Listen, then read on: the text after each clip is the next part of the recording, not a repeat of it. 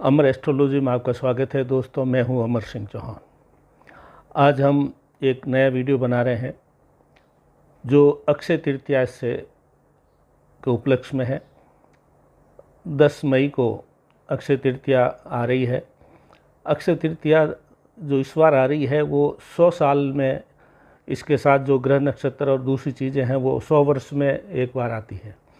तो बहुत ही भाग्यशाली लोग हैं जो इस अक्षय तृतीया को आप जो है बहुत ही पूजा और विधि विधान से अगर आप बनाते हैं तो आज मुझे उचित लगा कि मैं सभी मेरे दर्शकों के लिए और औरों के लिए भी ये वीडियो बना करके बोर्ड में भी सरल भाषा में समझाऊंगा और बाकी चीज़ें भी मैं आपको सरल भाषा में समझाऊंगा।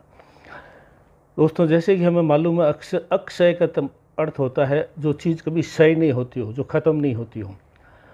तो अक्षय तृतीया के दिन जो दान और पुण्य हम करते हैं वो कभी ख़त्म नहीं होते हैं। हमारे खाते में, पुण्य के खाते में ये जो दान पुण्य स्थायी रूप से लिखे जाते हैं, ऐसा शास्त्रों में बताया हुआ है। ऋषि मुनि और जो ज्योतिष के मर्मज्ञ है उन्होंने ये बताया है कि अक्षय तृतीया से बड़ी कोई चीज़ नहीं है। इस वर्ष जो अक्षय तृतीया आ रही है उसमें 2 चीज़ और भी महत्वपूर्ण हो रही है।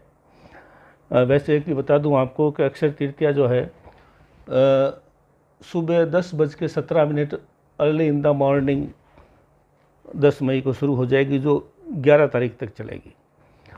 इस दिन 2 महत्वपूर्ण चीज़ें हैं दोस्तों। एक तो गजकेसरी राजयोग है सुबह ही सुबह मॉर्निंग में। तो ये भी आप एक अक्षय तृतीया के दिन गजकेसरी राजयोग होना बहुत बड़ी बात है। और मैं गजकेसरी राजयोग, आप जैसे कि आपको विदित है, हमारे वीडियो बने हुए हैं, ज्योतिष में इससे बड़ा राजयोग कोई नहीं होता। इतना बड़ा राजयोग है ये।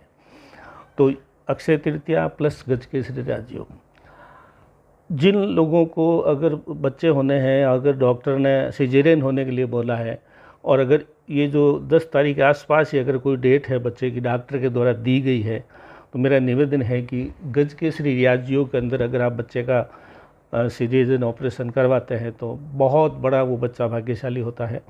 इसके लिए हमारे से आप चर्चा कर सकते हैं। हमारे नंबर ऊपर दिए हुए हैं मोबाइल के, जो कल उसका मुहूर्त वगैरह हमारे से निकलवा सकते हैं। दूसरा है कि कल शुक्रवार है, माँ लक्ष्मी का दिन है।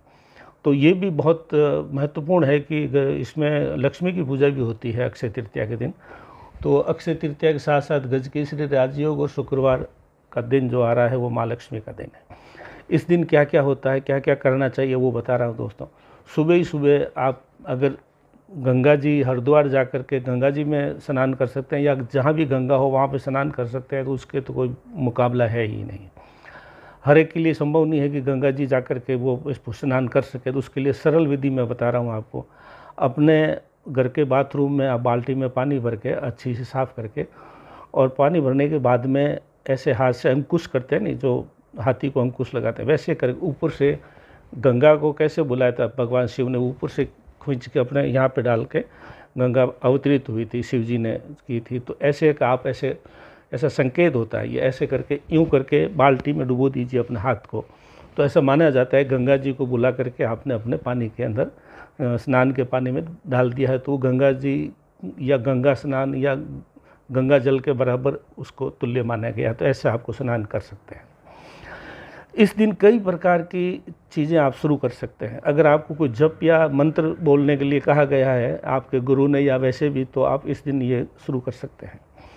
इस दिन खरीदना बहुत महत्वपूर्ण होता है। खरीदारी करें तो उसमें सोना, चांदी, तांबा, पीतल ये खरीदें।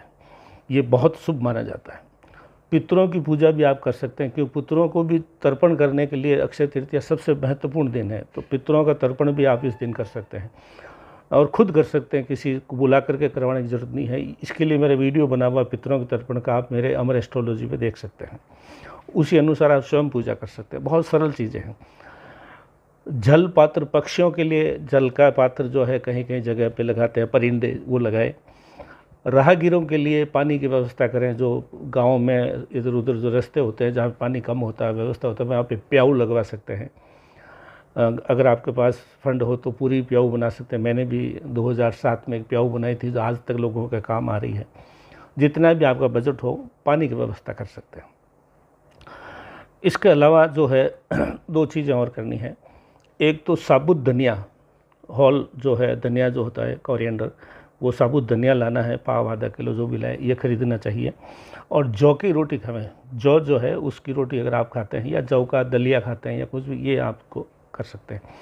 तो ये चीज़ें हैं दोस्तों जो कर सकते हैं। अब मैं बता रहा हूँ कि लक्ष्मी की पूजा भी आप करनी चाहिए। इसके लिए लक्ष्मी जी का ये 36सा कोरा हुआ है, ये बना बनाया लक्ष्मी यंत्र भी मिलता है जिसको 36सा बोलते हैं। 36सा इसलिए बोलते हैं कि इसमें सब अंक मैंने लिख रखे हैं, आप इनको इधर से टोटल करेंगे तो भी 36 आएंगे, या खड़ा टोटल करेंगे तो भी 36 आएंगे, किसी लाइन में जाएंगे तो 36 आएंगे, यूँ गिन लीजिए या यूँ गिन लीजिए। तो इसको लक्ष्मी जी का 36सा बोलते हैं। और इस 36 के साथ में पूजा करते, लक्ष्मी जी की पूजा करने के लिए साथ साथ में ये मंत्र भी मैं लिख दिया है। ओम ह्लीम क्लीम हुम मातंगई फट स्वाहा, ये 11 मंत्र आपको बोलने हैं लक्ष्मी पूजा के साथ में। ये 36सा बाज़ार से खरीद सकते हैं, या आप जो है तांबे के ऊपर जो है अनार से बना सकते हैं, बना बनाया भी मिलता है, या जो है आप जो है इसको आज मैंने आज वीडियो बनाने का मकसद यही था कि अगर आप कल अक्षय तृतीया है तो आज आप ये कर सकते हैं, बाज़ार से खरीद सकते हैं, बना बनाया भी मिलता है, तो ये करें। और लक्ष्मी जी का मंत्र मैंने लिख दिया है, तो ये मंत्र 11 बार बोलना है और जिससे लक्ष्मी का आगमन घर में होगा। क्योंकि शुक्रवार है तो इस दिन जो है ये बहुत ही महत्वपूर्ण माना गया है कि और गजकेसरी योग होना, शुक्रवार होना, और 100 साल में एक दफ़े इतनी योग मिलते हैं अक्षय तृतीया के दिन, तो ये अक्षय तृतीया बहुत महत्वपूर्ण है। हमने अमर एस्ट्रोलॉजी में कल ही एक वीडियो डाउनलोड किया। हम नॉर्मली 3-4 दिन बाद में वीडियो डालते हैं, लेकिन आज मैं दोबारा ये वीडियो इसलिए बना रहा हूँ कि कल आप इसको जो है आराम से इसमें जो बताई हुई चीज़ों का उपयोग कर सकें और सब कुछ अच्छे से अक्षय तृतीया का जो है पर्व मना सकें। और ये बहुत है दुर्लभ है और इसको